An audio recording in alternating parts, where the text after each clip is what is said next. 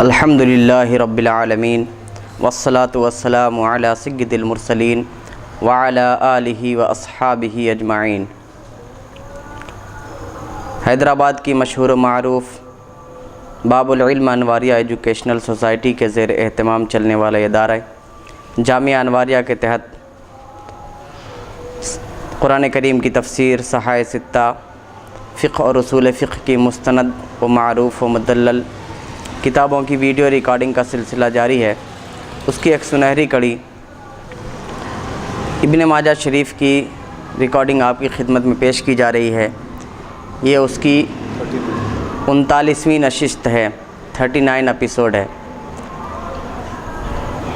باب نمبر 33، باب الانصراف من الصلاۃ۔ یہ باب ہے نماز کے بعد گھومنے کے بیان میں، یعنی نماز پڑھنے کے بعد امام کس جانب اپنا رخ کرے، دائیں یا بائیں۔ حدیث نمبر 929، حدثنا عثمان بن ابی شیبہ حدثنا ابو الاحوص عن سماک عن قبیصہ ابن حلب عن ابیہ قال امن النبی صلی اللہ تعالی علیہ وسلم فکان ینصرف عن جانبیہ جمیعا۔ یہ حدیث حضرت قبیصہ بن حلب اپنے والد حلب سے روایت کرتے ہیں، فرماتے ہیں کہ نبی کریم صلی اللہ تعالی علیہ وسلم نے ہمیں نماز پڑھائی تو آپ دونوں جانب گھوما کرتے تھے، یعنی بائیں بھی اور دائیں بھی۔ حدیث نمبر 930، حدثنا علی بن محمد حدثنا وکیع تحویل سند وحدثنا ابو بکر بن خلاد حدثنا یحیی بن سعید قال حدثنا الاعمش عن عمارة عن الاسود قال قال عبد اللہ لا يجعلن احدكم للشیطان فی نفسه جزءا یرى ان حقا علی للہ علیہ الا ينصرف الا عن یمینہ قد رأیت رسول اللہ صلی اللہ تعالی علیہ وسلم اکثر انصرافہ عن یسارہ۔ حضرت عبداللہ سے مروی ہے، وہ فرماتے ہیں کہ تم میں سے کوئی شیطان کے لیے اپنے دل میں کوئی بھی حصہ نہ بنائے کہ وہ اس بات کو حق سمجھتا ہو، اپنے اوپر اس بات کو واجب جانتا ہو کہ وہ صرف دائیں ہی گھومے، یعنی رائٹ سائڈ ہی گھومے۔ میں نے رسول اللہ صلی اللہ تعالیٰ علیہ وسلم کو دیکھا ہے کہ ان کا گھومنا زیادہ تر بائیں طرف ہوتا تھا۔ حدیث نمبر 931، حدثنا بشر بن ہلاب الصواف حدثنا یزید بن زرع عن حسین المعلم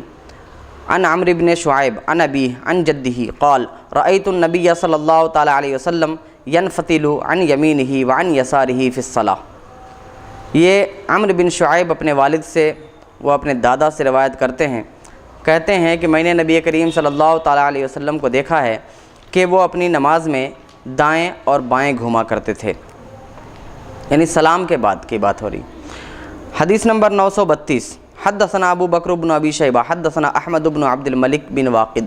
حدثنا ابراہیم بن سعد عن ابن شہاب عن ہند بنت حارث عن ام سلمۃ قالت کان رسول اللہ صلی اللہ تعالی علیہ وسلم اذا سلم قام النساء حین یقضی تسلیمہ ثم یلبس فی مکانہ یسیرا قبل ان یقوم۔ حضرت ام سلمہ ام المؤمنین رضی اللہ تعالی عنہا سے مروی ہے، فرماتی ہیں کہ رسول اللہ صلی اللہ تعالی علیہ وسلم جب سلام پھیر لیتے تو عورتیں اٹھ جاتیں جب آپ کا سلام پورا ہو جاتا، پھر آپ صلی اللہ تعالی علیہ وسلم کھڑے ہونے سے پہلے تھوڑی دیر اپنی جگہ پر ٹھہرے رہتے۔ یہ کل 4 حدیثیں اس باب کے تحت بیان ہوئیں۔ اس باب کا مختصر خلاصہ یہ پیش کرنا ہے کہ امام جب سلام پھیرے، نماز سے فارغ ہو جائے، تو اس کے بعد امام داہنے جانب گھومے یا بائیں جانب گھومے، اس بارے میں فقہائے کرام یہ فرماتے ہیں کہ ایسا نہ کرے کہ صرف دائیں ہی گھومے، بلکہ کبھی کبھی بائیں بھی گھومے، کیونکہ اگر صرف دائیں گھومتے ہیں تو کہیں عوام اور جو مقتدی ہیں وہ یہ نہ سمجھ لیں کہ صرف دائیں گھومنا ہی واجب ہے، بائیں نہیں گھوم سکتے۔ جیسا کہ میں اپنا ایک واقعہ بیان کروں کہ میں کشمیر میں نماز پڑھا رہا تھا اور میرا چشمہ اتفاق سے بائیں سائڈ پہ رکھا ہوا تھا۔ میں نے نماز پڑھانے کے بعد چشمے کی طرف ہاتھ بڑھایا اور پھر بائیں سائڈ ہی گھوم گیا۔ نماز ختم ہوئی تو اس کے بعد ایک شخص نے مجھ سے کہا کہ آپ بائیں کیوں گھومیں، داہنے کیوں نہیں گھومیں؟ تو میں نے کہا کہ حدیث پاک میں ہے کہ رسول اللہ صلی اللہ تعالیٰ علیہ وسلم بائیں بھی گھوما کرتے تھے اور دائیں بھی گھوما کرتے تھے، اور فقہائے کرام بھی یہی فرماتے ہیں کہ جس سائڈ چاہیں گھوم سکتے ہیں۔ البتہ دائیں گھومنا، یہ داہنا جانب رسول اللہ صلی اللہ تعالیٰ علیہ وسلم کو پسند تھا، کہ حضرت عائشہ صدیقہ سے ایک حدیث مروی ہے کہ وہ فرماتی ہیں کہ رسول اللہ صلی اللہ تعالیٰ علیہ وسلم کو تیامن یعنی داہنے طرف سے کسی بھی چیز کو شروع کرنا یہ پسند تھا، اسی لیے داہنا پسندیدہ ضرور ہے، لیکن ایسا نہیں کہ بائیں طرف اگر کوئی گھومے تو سنت کے خلاف ہے۔ تو انہوں نے جواب دیا، میں جانتا ہوں کہ آپ کیا ہیں، یعنی ان کا اشارہ یہ تھا کہ میں اہل سنت سے نہیں ہوں۔ تو میں نے کہا کہ آپ سوچئے گا بھی مت کہ میں کیا ہوں، اگر میرے بارے میں آپ نے دوسرا کچھ سوچا تو آپ کی خیر نہیں، کیونکہ آپ کا کیا ہوگا وہ اللہ جانتا ہے اور آپ بھی جان لیں گے۔ بہرحال تو اس بارے میں یہی نظریہ فقہا کا ہے کہ انسان، ایک امام نماز سے سلام پھیرنے کے بعد کبھی کبھی بائیں بھی گھومے، تاکہ عوام کو یہ معلوم ہو جائے کہ دائیں طرف گھومنا ہی واجب نہیں ہے۔ اور یہ گھومنا کیوں ہوتا ہے؟ تو اس کی وجہ یہ ہے کہ رسول اللہ صلی اللہ تعالیٰ علیہ وسلم نے فرمایا ہے کہ ایک امام اپنی پیٹھ مقتدیوں کی طرف نہ کرے جبکہ ضرورت نہ ہو۔ تو چونکہ نماز ختم ہو چکی، اب قبلے کی طرف رخ کر کے رہنا ضروری نہیں، اسی لیے امام کے لیے یہ حکم ہے کہ وہ اپنا رخ مقتدیوں سے پھیر لے اور اس رخ پر بیٹھے کہ داہنا، اور اس رخ پر بیٹھے کہ وہ چاہے دائیں سائڈ ہو چاہے بائیں سائڈ ہو، تاکہ اس کی پیٹھ مقتدیوں کی جانب نہ ہو۔ تو یہ باب ختم ہوا۔ اب باب نمبر 34، باب اذا حضرت الصلاۃ ووضع العشاء۔ یہ اس بارے میں باب ہے کہ نماز کا وقت ہو چکا ہو اور رات کا کھانا بھی حاضر ہو، یعنی جماعت تیار ہو اور رات کا کھانا بھی حاضر ہو، تو اس بارے میں ہمیں رسول اللہ صلی اللہ تعالیٰ علیہ وسلم کی حدیث کیا بتاتی ہے وہ سنتے ہیں۔ حدثنا هشام بن عمار حدثنا سفیان بن عیینہ عن الزہری عن انس بن مالک ان رسول اللہ صلی اللہ تعالیٰ علیہ وسلم قال اذا وضع العشاء واقیمت الصلاۃ فابدؤوا بالعشاء۔ حضرت انس بن مالک سے مروی ہے کہ رسول اللہ صلی اللہ تعالیٰ علیہ وسلم نے ارشاد فرمایا کہ جب رات کا کھانا پیش کر دیا جائے اور نماز قائم ہو گئی ہو تو پہلے رات کا کھانا کھا لو۔ دوسری حدیث ہے، حدیث نمبر 934، حدثنا اظہر بن مروان حدثنا عبد الوارث حدثنا ایوب عن نافع عن ابن عمر قال قال رسول اللہ صلی اللہ تعالیٰ علیہ وسلم اذا وضع العشاء واقیمت الصلاۃ فابدؤوا بالعشاء۔ یہ حدیث حضرت ابن عمر سے مروی ہے۔ اس حدیث کا یہ مطلب وہی ہے کہ جب رات کا کھانا تیار ہو اور نماز بھی تیار ہو تو پہلے رات کے کھانے سے فارغ ہو جاؤ۔ تیسری حدیث، حدیث نمبر 935، حدثنا سہل بن ابی سہل حدثنا سفیان بن عیینہ تحویل سند وحدثنا علی بن محمد حدثنا وکیع جمیعا عن ہشام بن عروہ عن ابیہ عن عائشہ ان رسول اللہ صلی اللہ تعالیٰ علیہ وسلم قال اذا حضر العشاء واقیمت الصلاۃ فابدؤوا بالعشاء۔ اس تینوں حدیث کا ایک ہی مطلب ہے کہ جب رات کا کھانا ڈنر آپ کے سامنے پیش ہو اور نماز کا بھی وقت ہو چکا ہو تو آپ پہلے رات کا کھانا کھائیے پھر نماز پڑھیے۔ اس بارے میں فقہائے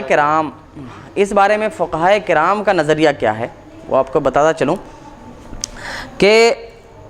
رسول اللہ صلی اللہ تعالیٰ علیہ وسلم نے فرمایا کہ رات کا کھانا تیار ہو اور نماز بھی تیار ہو تو رسول فرماتے ہیں کہ پہلے رات کا کھانا کھا لو پھر نماز پڑھنے جاؤ۔ تب اس کا مطلب فقہائے کرام یہ لیتے ہیں کہ رات کا کھانا تیار ہو اور واقعی خواہش بھی ہو کہ اگر ہم نے رات کے کھانے کو تناول نہیں کیا، اگر ہم نے ڈنر نہیں کیا اور نماز کی حالت میں ہمارے خشوع میں خلل ہوگا کہ کھانا تیار تھا، بھوک لگی ہوئی ہے، ہمیں کھانا کھا لینا تھا پھر نماز ہم پڑھتے تاکہ ہمارے خشوع میں کسی طرح کا خلل نہ ہوتا۔ اگر ایسا کچھ یاد آئے گا، ایسا لگتا ہے کہ نماز پڑھتے پڑھتے بھوک کا غلبہ زیادہ ہو جائے گا تو فقہا فرماتے ہیں تب تو پہلے کھانا کھا لیا جائے۔ لیکن اگر حالت یہ ہو کہ ابھی بھوک نہیں ہے، کھانے کی خواہش نہیں ہے، پھر بھی کھانا حاضر ہے تو اب ایسی صورت میں فقہا کہتے ہیں کہ پہلے نماز پڑھ لی جائے، پھر اس کے بعد میں جب خواہش جاگے کھانے کی تب کھانا کھایا جائے۔ یعنی فقہاء کرام نے یہ دیکھا ہے کہ رسول اللہ صلی اللہ تعالیٰ علیہ وسلم نے ہر مقام پر یہ فرمایا ہے کہ نماز کو خشوع خضوع کے ساتھ پڑھا جائے، کیونکہ بندہ اس وقت رب کے حضور بہت زیادہ قریب اپنے آپ کو پاتا ہے۔ تو قربت میں ایسا نہ ہو کہ رسول اللہ کہ اللہ تبارک و تعالیٰ کے سامنے ہم ہیں اور ہمارا ذہن ہمارا دماغ کہیں اور جا رہا ہے، تو اس خشوع میں خلل ہو۔ اس لیے صحابہ کرام نے فرمایا کہ پہلے اگر ہے واقعی خواہش تو فقہا فرماتے ہیں کہ پہلے کھانا کھا لیا جائے، اور اگر خواہش نہیں ہے، بعد میں کھانے کی خواہش ہے، تو نماز پڑھ لی جائے، بعد میں کھانا کھایا جائے۔ جی مفتی صاحب، ایک سوال یہ ہے اس میں کہ اس حدیث مبارک میں کیا صرف کھانے کے لیے ہی یہ بات جو ہے بتلائی جا رہی ہے، یا صرف کھانے میں یعنی کھانا تیار ہو اور آپ جو ہے نماز کے لیے اگر چلے جاتے ہیں، جماعت تیار ہے، اذان ہو چکی ہے اور کھانا آپ کے سامنے لا کر رکھ دیا گیا ہے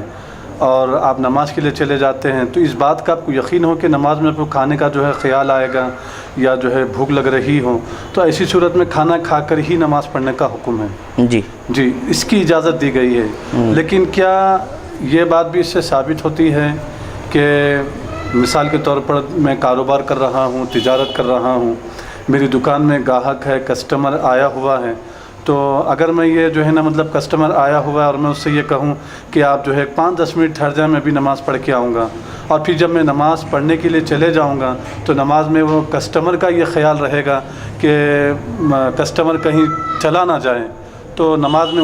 جلدی جو ہے نماز پڑھنے کی جو ہے طرف طبیعت مائل رہتی ہے، تو جلدی نماز پڑھ کے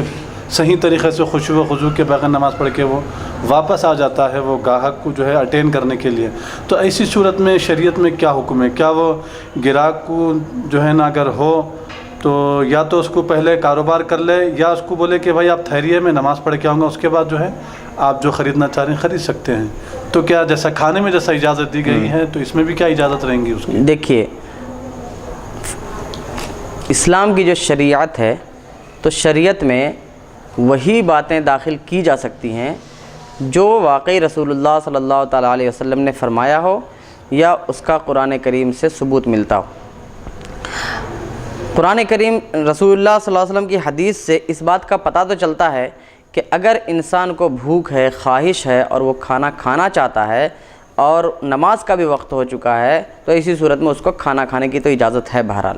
لیکن جہاں تک تجارت کی بات ہے، کاروبار کی بات ہے کہ اگر ہم ابھی نماز پڑھنے جائیں گے تو ہمارا گراہک بھاگ جائے گا، تو میں آپ کو بتاتا چلوں کہ اللہ تبارک و تعالیٰ نے ہر انسان کے لیے رزق مقرر کر رکھا ہے، جتنا اس کو ملنا ہے اتنا ہی ملے گا۔ اور اگر ایک بندہ مومن اپنے رب پر یقین رکھتا ہے تو وہ یہ نماز میں کبھی خیال نہیں کرے گا کہ ہم نے ایک کسٹمر کو اپنی دکان پر چھوڑا ہے، کیونکہ میں ایک آیت تلاوت کرنے والا ہوں۔ وہ آیت اگرچہ عام نمازوں کے بارے میں نہیں ہے، جمعہ کے بارے میں ہے، لیکن اس میں یہ ہے کہ یا ایھا الذین آمنوا اذا نودی للصلاۃ من یوم الجمعہ فاسعوا الی ذکر اللہ وذروا البیع، کہ اے ایمان والو، جب جمعہ کی نماز کے لیے اذان دے دی جائے تو اللہ کے ذکر کی طرف دوڑو اور کاروبار چھوڑ دو۔ مطلب اس سے یہ تو ضرور پتہ چلا کہ ایسے ہی دیگر نمازوں میں بھی اگر ہمارا وقت ہو چکا ہے، نماز ہمیں بلا رہی ہے، تو ہمیں ہر حال میں اپنے کاروبار کو چھوڑ کر نماز کی طرف جانے کا حکم ہے۔ اور نماز کی طرف جب آپ جائیں گے، اللہ پر اپنا یقین کامل رکھیں گے، تو ایک وقت ایسا آئے گا کہ اللہ تبارک و تعالیٰ آپ کو دیگر وقتوں کا جو نماز میں آپ کے جو کسٹمر بھاگے، ان سب کا ہر جانا، جو آپ کا نقصان آپ کو لگتا ہے کہ ہو رہا ہے، وہ اللہ تبارک و تعالیٰ دوسرے وقتوں میں پورا فرما دیتا ہے۔ بس کامل یقین اللہ کی ذات پر ہونا چاہیے کہ رزاق صرف اللہ تبارک و تعالیٰ ہے، کوئی اور رزق نہیں دے سکتا۔ بے شک، سبحان اللہ۔ باب نمبر 35، باب الجماعت فی اللیلۃ المطیرہ۔ 35ویں باب میں یہ ہے کہ بارش والی راتوں میں جماعت کا بیان۔ حدثنا، حدیث نمبر ہے 936، حدثنا ابو بکر بن ابی شیبہ حدثنا اسماعیل بن ابراہیم عن خالد بن الحذاء عن ابی الملیح قال خرجت فی لیلۃ مطیرۃ فلما رجعت استفتحت فقال ابی من هذا؟ فقال ابو الملیح قال لقد رأيتنا مع رسول الله صلى الله تعالى عليه وسلم يوم الحديبية وأصابتنا سماء لم تبل أصافل نعالنا فنادى منادي رسول الله صلى الله تعالى عليه وسلم صلوا في رحالكم۔ حضرت خالد حذاء روایت کرتے ہیں ابو الملیح سے، حضرت ابو الملیح فرماتے ہیں کہ میں بارش کی رات میں نکلا اور واپس آ گیا اور دروازہ کھٹکھٹایا تو میرے والد نے پوچھا کون؟ میں نے کہا ابو الملیح۔ پھر فرمایا کہ میں نے رسول اللہ صلی اللہ تعالیٰ علیہ وسلم کے ساتھ ہم نے خود کو حدیبیہ میں دیکھا تھا، یعنی ہم وہاں تھے صلح حدیبیہ کے موقع پر۔ اس درمیان بارش ہوئی اور بارش بہت زیادہ بھی نہیں تھی، بلکہ لم تبل اصافل نعالنا، ہمارے جوتے کے نچلے تلے کو بھی نہیں بھگا رہی تھی۔ جوتے کا جو تلہ ہوتا ہے، چپل کا جو نیچے کا جو حصہ ہوتا ہے، وہ بھی نہیں بھیگ رہا تھا۔ تو رسول اللہ صلی اللہ تعالیٰ علیہ وسلم کے منادی نے آواز دی، ندا کرنے والے نے، پکارنے والے نے پکارا، صلو فی رحالکم، اپنے اپنے خیموں میں ہی، اپنے اپنے کجاووں میں ہی نماز پڑھ لو۔ یہ حدیث نمبر 937۔ حدثنا محمد بن الصباح حدثنا سفیان بن عیینہ عن ایوب عن نافع عن ابن عمر قال كان رسول اللہ صلی اللہ تعالیٰ علیہ وسلم ینادی منادی فی اللیلۃ المطیرہ او اللیلۃ الباردۃ ذات الریح صلوا فی رحالکم۔ حضرت ابن عمر سے مروی فرماتے ہیں رسول اللہ صلی اللہ تعالیٰ علیہ وسلم بارش والی راتوں میں یا ٹھنڈی ہوا، ایسی راتوں میں جو سرد ہو اور ہوا بھی چل رہی ہو، ایسی راتوں میں اپنے پکارنے والے کو پکارتے تھے تو کیا کہتے تھے؟ صلو فی رحالکم۔ پکارنے والے کو پکار کر کہتے تھے کہ لوگوں کو کہہ دو، تو وہ اعلان کرتا تھا صلو فی رحالکم، اپنے کجاووں میں ہی نماز پڑھو۔ اب اس سے کجاوے کا جو لفظ آ رہا ہے تو کہنا یہ ہے کہ اگر کوئی گھر میں ہے، بہت زیادہ بارش ہو رہی ہے تو گھر میں نماز پڑھے، اگر کوئی سفر میں ہے، اپنے خیمے میں ہے تو اسی میں نماز پڑھے۔ جماعت میں ہو کر پڑھنا ان کے لیے ضروری نہیں، تفصیل ابھی پیش کی جائے گی۔ حدیث نمبر 938۔ حدثنا عبد الرحمن بن عبد الوهاب حدثنا الضحاك بن المخلد عن عباد بن منصور قال سمعت عطاء يحدث عن ابن عباس عن النبي صلى الله تعالى عليه وسلم انه قال في يوم جمعة يوم مطر صلوا في رحالكم۔ عباد بن منصور سے مروی ہے، کہتے ہیں میں نے عطا کو سنا، وہ بیان کر رہے تھے حضرت ابن عباس کے حوالے سے کہ وہ نبی کریم صلی اللہ علیہ وسلم سے روایت کرتے ہیں کہ آپ صلی اللہ تعالیٰ علیہ وسلم نے جمعہ کے دن جمعہ جس میں بارش ہو رہی تھی، اس دن کے بارے میں فرمایا صلو فی رحالکم، اپنے کجاووں میں ہی نماز پڑھ لو۔ حدیث نمبر 939۔ حدثنا احمد بن عبدہ حدثنا عباد بن عباد المحلبی حدثنا عاصم الاحول عن عبد الله بن الحارث بن نوفل ان ابن عباس امر المؤذن ان يؤذن يوم الجمعة وذلك يوم مطير فقال الله اكبر اشهد ان لا اله الا الله واشهد ان محمد رسول الله ثم قال نادي في الناس فليصلوا في بيوتهم فقال له الناس ما هذا الذي صنعت؟ قال قد فعل هذا من هو خير مني تأمرني أن أخرج الناس من بيوتهم فيأتوني يدوسون الطين إلى ركبهم۔ عبداللہ بن حارث ابن نوفل سے مروی ہے کہ حضرت ابن عباس رضی اللہ تعالیٰ عنہ نے مؤذن کو جمعہ کے دن حکم دیا کہ وہ اذان کہے، اور یہ وہ دن تھا جس میں بارش ہو رہی تھی، تو مؤذن نے اذان دی، اللہ اکبر اشہد ان لا الہ الا اللہ اشہد ان محمد رسول اللہ، یہ پوری اذان مؤذن نے دی۔ ثم قال، پھر حضرت ابن عباس نے کہا نادی فی الناس، لوگوں میں اعلان کر دو کہ وہ اپنے گھروں میں ہی نماز پڑھیں۔ تو لوگوں نے حضرت ابن عباس سے کہا یہ آپ نے کیا کیا؟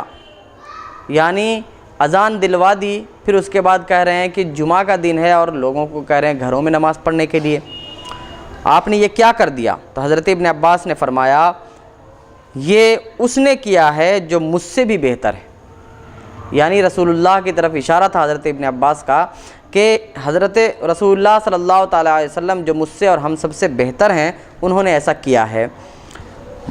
تم مجھے یہ حکم دیتے ہو کہ میں لوگوں کو ان کے گھروں سے نکالوں، یعنی نماز پڑھنے کے لیے، کہ وہ آئیں یہاں، وہ آئیں دراں حال ہے کہ मिट्टी कीचड़ उनके घुटनों तक जा रहा हो, उन कीचड़ में उनके घुटने धंस रहे हों, यानी मैं ऐसा नहीं कर सकता। इन हदीसों से जो बात मालूम होती है वो ये है कि अगर बारिश हो रही हो तो पहली हदीस ये थी कि सल्लू फ़ी रिहालिकुम, अपने कजावे में नमाज़ पढ़ो। और सहाबी फरमाते हैं कि हालत ये थी कि इतनी कम बारिश हुई थी कि निचला तल्ला भी नहीं भीग रहा था। और बाकी दूसरी हदीस में भी यही है कि सख्त बारिश वाली रातों में या फिर बहुत ज़्यादा हवा चल रही हो ठंडी के साथ, सर्दी के साथ, ऐसी रातों में रसूलुल्लाह सल्लल्लाहु अलैहि वसल्लम हुक्म दिया करते थे कि अपने कजावों में नमाज़ पढ़ो। और हज़रत इब्न अब्बास से जो ये हदीस आखिरी में मरवी हुई कि जुमा के दिन बारिश हो रही थी, इन तीनों के बारे में, इन तमाम हदीसों के बारे में फ़ुक़हा किराम का नज़रिया भी यही है कि जमाअत छोड़ने के कुछ उज़्र होते हैं। वो उज़्र अगर हो तो इंसान जमाअत को छोड़ सकता है। जैसे एक ऐसा ज़ईफ़ुल उम्र शख्स, ऐसा बूढ़ा शख्स जो मस्जिद तक चलकर नहीं जा सकता, ख़ुद से अपने से चलकर जो मस्जिद तक ना जा सके बग़ैर किसी खादिम के, अगरचे उसको खादिम रखने की गुंजाइश हो, अगरचे उसके पास इतने पैसे हों कि वो खादिम रख सकता है, लेकिन बग़ैर किसी खादिम की मदद के ख़ुद अगर वहाँ तक नहीं पहुँच सकता है तो उस पर जमाअत वाजिब नहीं। ऐसे ही वो इंसान जो सफ़र में हो और तन्हा हो, उस पर भी जमाअत वाजिब नहीं। ऐसे ही बहुत ज़्यादा बारिश हो रही हो और बाहर निकलने पर या तो बीमार होने का ख़तरा हो या बीमार ना भी हो, तब भी तेज़ बारिश हो रही हो, तो उस वक्त भी उज़्र है कि एक इंसान जमाअत छोड़ दे। या फिर बहुत ज़्यादा ठंडी है और ठंडी की रातों में बहुत तेज़ हवा चल रही है, इतनी हवा चल रही है कि अगर उसे लगता है कि अगर हम वहाँ बाहर जाएंगे नमाज़ पढ़ने के लिए, दाखिल होंगे, मस्जिद तक पहुँचेंगे तो इस दरमियान हमारी तबीयत ख़राब हो सकती है, तो वो ना जाए। ये सब जमाअत छोड़ने के उज़्र हैं। लेकिन अगर कोई शख्स ऐसा है जो ये उज़्र नहीं है फिर भी जमाअत को छोड़ता है, तो जमाअत का तारिक, ये जमाअत वाजिब है और वाजिब का छोड़ना ये गुनाह है। और अगर कोई शख्स उसकी आदत लगा ले तो ये गुनाह कबीरा में शामिल होगा और फिर ऐसा इंसान गवाही के काबिल नहीं होता, ऐसे शख्स को फासिक कहा जा सकता है। बाब नंबर 36, बाबु मा यस्तुरुल मुसल्ली। ये बाब है इस बात का जो मुसल्ली को छुपाए, नमाज़ पढ़ने वाले को जो चीज़ छुपाए, यानी जिसको हम सुतरा कहते हैं। सुतरा का बयान, सुतरा कहा जाता है कि नमाजी अपने आगे, चाहे दाहिने कंधे की तरफ या बाएं कंधे की तरफ, कम से कम एक हाथ ऊंची कोई भी चीज़ रख ले और फिर नमाज़ पढ़े। तो वो जो चीज़ रखी जाती है उसको सुतरा कहते हैं। सुतरा का माना हो गया पर्दा, यानी वो चीज़ जो आड़ बने, हाइल हो, दूसरा कोई उसके सामने से गुज़रना चाहे तो गुज़र सके, इस बात का बयान। तो हदीस नंबर 940, हद्दसना मोहम्मद इब्न अब्दुल्लाह इब्न नुमैर हद्दसना उमर इब्न उबैद अन सिमाक इब्न हर्ब अन मूसा इब्न तलहा अन अबीही क़ाल कुन्ना नुसल्ली वद्दवाब तमुर्रु बैन ऐदीना फ़ज़ुकिर ज़ालिका लिरसूलिल्लाह सल्लल्लाहु तआला अलैहि वसल्लम फ़क़ाल मिस्लु मुअख़्ख़िरतिर रहले तकूनु बैन यदै अहदिकुम फ़ला यज़ुर्रुहु मन मर्रा बैन यदै। मूसा बिन तलहा से मरवी है, वो अपने वालिद यानी तलहा से रिवायत करते हैं, कहते हैं कि हम नमाज़ पढ़ रहे थे, दरा हाले के इस दरमियान चौपाए हमारे सामने से गुज़र रहे थे। तो ये बात रसूलुल्लाह सल्लल्लाहु ताला अलैहि वसल्लम से बयान की गई, तो आप सल्लल्लाहु ताला अलैहि वसल्लम ने इरशाद फरमाया कि कजावे का पिछला हिस्सा, यानी ऊँट पे जब बैठते थे तो ऐसा होता था कि बीच में आगे एक आदमी बैठता था, फिर उसके पीछे जब एक आदमी बैठे तो बीच में एक लकड़ी सी हुआ करती थी, उसको मुअख़्ख़रतुर रहल कहते हैं।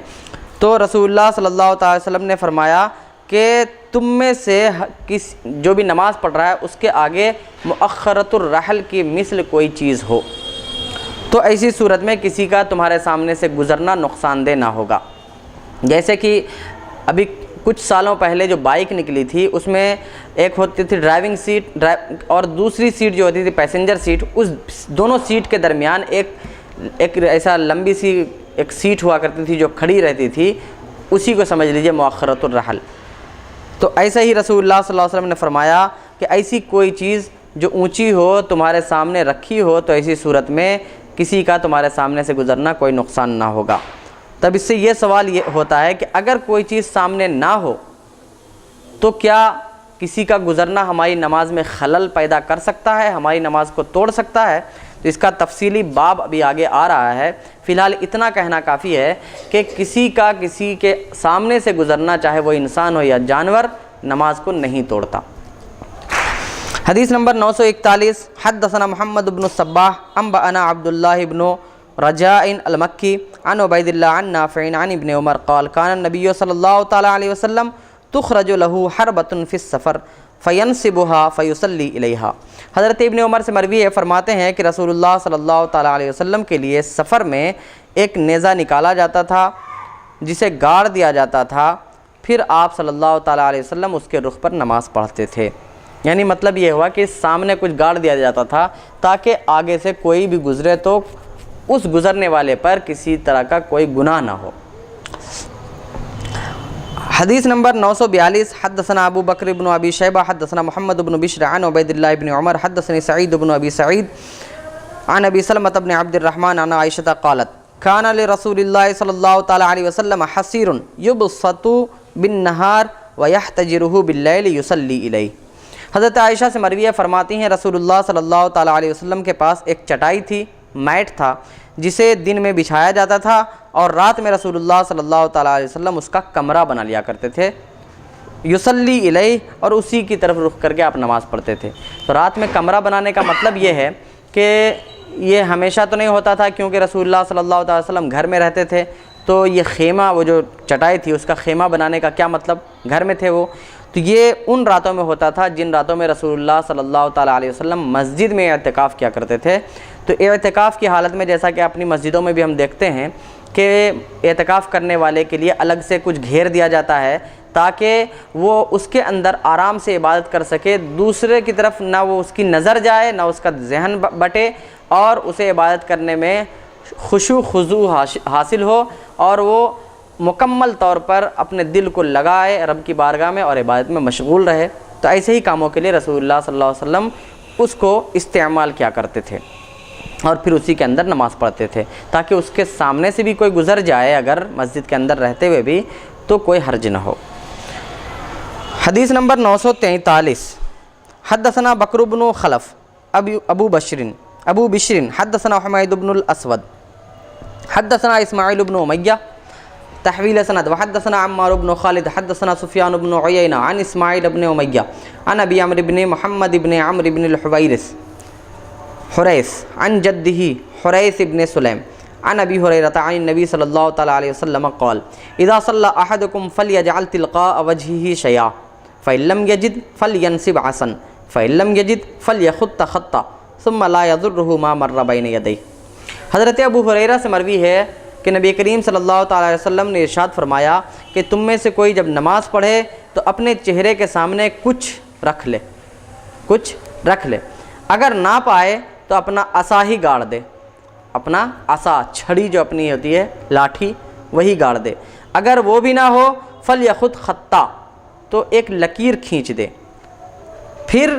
کسی کا سامنے سے گزرنا کوئی نقصان دہ نہ ہوگا۔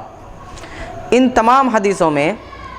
ایک بات تو یہ ہمیں سب بتائی گئی ہے، ایک تو اس چیز کا ہمیں سبق ملا ہے کہ جب ہم نماز پڑھیں تو اپنے سامنے کوئی چیز رکھ لیں، جسے سترہ کا نام دیا جاتا ہے فقہ کی اصطلاح میں، اور خود حدیث سے بھی ثابت ہے، یعنی پردہ، آڑ۔ تو اور دوسری بات یہ ہے کہ ہر حدیث میں آیا ہے تاکہ کسی کا سامنے سے گزرنا کوئی نقصان دہ نہ ہو۔ تب مطلب یہ ہے کہ کیا واقعی اگر کوئی شخص گزرے گا تو کوئی نقصان ہوگا؟ کیا نماز ٹوٹ جائے گی؟ تو ایسا ہرگز نہیں ہوگا، اور اس بارے میں بھی مکمل طور پر اگلا باب بھی آئے گا کہ اگر کوئی شخص ہمارے سامنے سے گزر جاتا ہے تو نمازی کی نماز پر کوئی خلل نہیں پڑے گا، البتہ جو گزرے گا وہ گنہگار ہوگا، اس کا نقصان ہوگا۔ تو یہاں پر یہ ہے کہ تاکہ گزرنے والے کا گزرنا اس کو تکلیف نہ دے،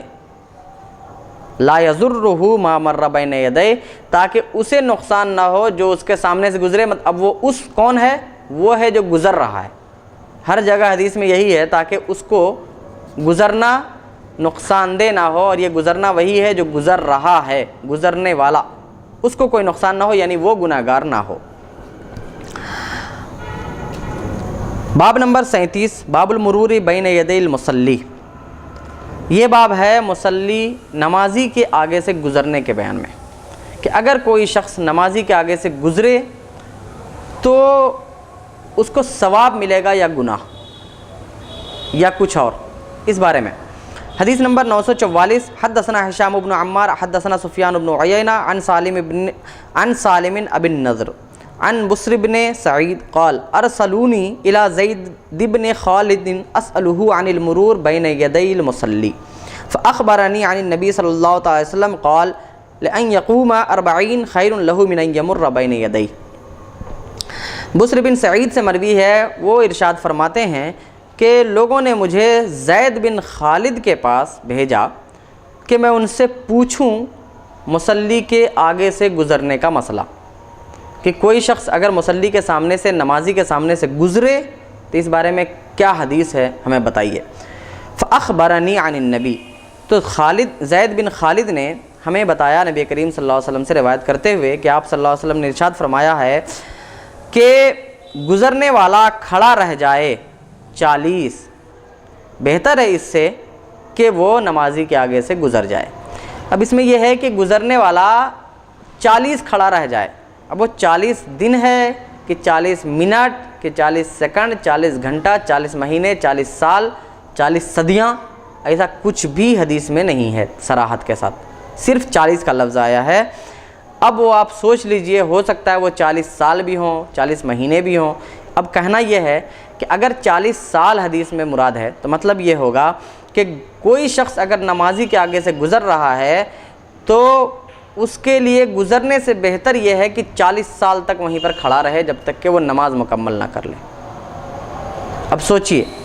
کتنا بڑا گناہ ہوگا نمازی کے آگے سے گزرنا، کہ رسول اللہ صلی اللہ تعالیٰ علیہ وسلم فرماتے ہیں کہ 40 تک، وہ چاہے جو ان کی نیت ہو، جو مراد ہو، یعنی اگر 40 دن بھی ہے تو 40 دن کھڑے رہنا بہتر ہے اس سے گزرنے سے. اب گزرنا کس کو کہتے ہیں؟ مرور جو عربی میں کہا جاتا ہے اس کو انگلش میں کراس کہا جاتا ہے. جیسے ہم نے بولتے ہیں کہ روڈ کراس کیا، تو روڈ کراس کرنا اس وقت ہوتا ہے جب کہ ایک انسان روڈ کے اس سائیڈ ہو اور روڈ کو مکمل طور پر پار کر کے دوسرے سائیڈ چلا جائے تو اس کو کہتے ہیں روڈ کراس کرنا. اور اگر کوئی شخص روڈ پر ہی ہے تو اسی صورت میں روڈ کراس کرنا نہیں ہوگا. تو اب مرور کا مطلب یہ ہوا کہ یعنی گزرنے کا مطلب یہ ہوا کہ اگر کوئی شخص نمازی کے ٹھیک سامنے کھڑا ہے تو وہ چاہے بائیں نکل جائے یا دائیں نکل جائے، اس کو نکلنے کی اجازت ہوگی. تو وہاں پر وہ نکلنا کہلائے گا، گزرنا نہیں کہلائے گا، یعنی خروج کہلائے گا، مرور نہیں کہلائے گا. لیکن اگر کوئی شخص نمازی کے دائیں اور بائیں سے کروس ہوتا ہے، یعنی کہ نمازی ایک طرف ہے اور وہ دائیں سے چلتا ہوا اس کے بائیں گزر جاتا ہے یا بائیں سے چلتا ہوا اس کے دائیں گزر جاتا ہے، تو ایسی صورت میں وہ مرور ہوگا اور یہی گناہ ہوگا. تو گزرنا ہوگا، کراس کرنا ہوگا. قال سفیان فلا ادری 40 سنة او شہرا او صباحا او ساعتا. سفیان جو اس کے ایک راوی ہیں وہ کہتے ہیں مجھے نہیں معلوم وہ 40 سال ہیں یا 40 مہینے یا 40 دن یا 40 گھنٹے، مجھے نہیں پتا. حدیث نمبر 945 حدثنا علی بن محمد حدثنا وکیع حدثنا سفیان عن سالم بن ابی النضر عن بصر بن سعید ان زید بن خالد ارسل الى ابی جحیم الانصاری یسألہ ما سمعت من النبی صلی اللہ تعالی علیہ وسلم فی الرجل یمر بین یدی الرجل وهو یصلی فقال سمعت النبی صلی اللہ تعالی علیہ وسلم یقول لو يعلم احدكم ما له ان يمر بین یدی اخیہ وهو یصلی کان ان یقف 40. بصر بن سعید سے مروی ہے کہ زید بن خالد نے انہیں ابو جہیم انصاری رضی اللہ تعالیٰ عنہ کے پاس بھیجا کہ وہ ان سے پوچھیں کہ انہوں نے نبی کریم صلی اللہ تعالیٰ علیہ وسلم سے اس بارے میں کیا سنا ہے کہ کوئی شخص نماز پڑھ رہا ہو اور کوئی دوسرا شخص اس نمازی کے آگے سے گزرے۔ تو حضرت ابو جہیم انصاری نے فرمایا کہ میں نے نبی کریم صلی اللہ علیہ وسلم کو ارشاد فرماتے سنا ہے کہ اگر تم میں سے کوئی جان لے کہ نمازی بھائی کے آگے سے گزرنے میں کیا گناہ ہے تو وہ 40 رکنا بہتر سمجھے گا، 40 رکنا بہتر سمجھے گا۔ یہاں بھی راوی کہتے ہیں میں نہیں جانتا وہ 40 سال ہے یا 40 مہینے یا 40 دن، یہ خیر لہ من ذالک، تو اس گزرنے سے اس کے لیے بہتر ہوگا کہ وہ 40 رکا رہے، اب وہ 40 سال ہوں کہ 40 مہینے کہ 40 دن۔ حدیث نمبر 946، حدثنا ابو بکر بن ابی شیبہ حدثنا وکیع عن عبید اللہ بن عبد الرحمن بن موہب عن امہ عن ابی ہریرہ قال قال النبی صلی اللہ تعالی علیہ وسلم لو یعلم احدکم ما له فی ان یمر بین یدی اخیہ معترضا فی الصلاۃ کان لأن یقیم 100 عام خیر له من الخطوۃ التي خطاها۔ حضرت ابو ہریرہ سے مروی ہے، فرماتے ہیں نبی کریم صلی اللہ تعالیٰ علیہ وسلم نے ارشاد فرمایا اگر تم میں سے کوئی جان لے کہ اپنے بھائی کے آگے سے گزرنا معترضاً فی الصلاۃ، اعتراض کا معنی ہوتا ہے کہ ایک دم اس کے سامنے سے ہو کر گزر جانا، تو نماز میں اس کے سامنے سے گزرنا کیا ہے تو وہ اس کے لیے ٹھہرنا بہتر ہوگا 1 سال، 100 سال ٹھہرنا بہتر ہوگا اس قدم سے جو اس نے چلا ہے۔ اللہ اکبر، یعنی اپنے قدم کو ایک بار جو ہم نے ہٹایا ہے اس 1 قدم 2 قدم چلنے سے بہتر ہوگا کہ وہ 1 سال تک کھڑا رہے وہاں، 100 سال تک۔ اب یہاں پر حدیثیں 2 طرح کی آئیں، ایک حدیث میں یہ تھا کہ 40، اب وہ 40 دن مہینے سال کچھ بھی ہو سکتے تھے، اور دوسری حدیث جو حضرت ابو ہریرہ کی ہے اس میں صاف ہے کہ 100 سال یعنی 1 صدی۔ تو اب اس کا مطلب یہ ہوا کہ رسول اللہ صلی اللہ تعالیٰ علیہ وسلم